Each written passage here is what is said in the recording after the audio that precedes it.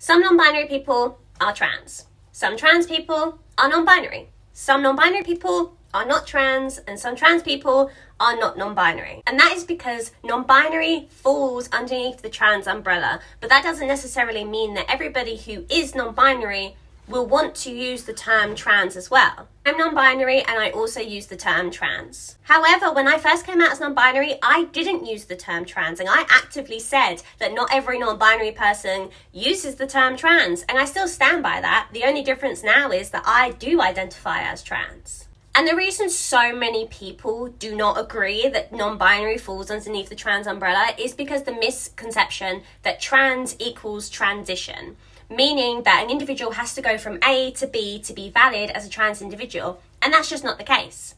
There are loads of binary trans individuals who don't go from A to B, who don't medically transition. And that doesn't mean that they're not trans, it just means that their journey is different from another transgender individual's journey, and the same goes for non-binary individuals. Some non-binary individuals do medically transition. They do know where they want to be. They do go from A to B, just maybe not in the way that you think that they would go. Me personally, I don't want to medically transition, but I do bind and I do tape and I do have an on-off relationship with my chest, and I may consider top surgery in the future.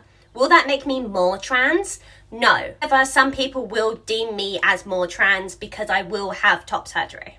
If a trans person says they're non-binary, that is valid. If a non-binary person says they're trans, that is valid. If you are a trans binary individual who is invalidating non-binary individuals and not allowing us into the community, we've always been part of the community and we will always be here.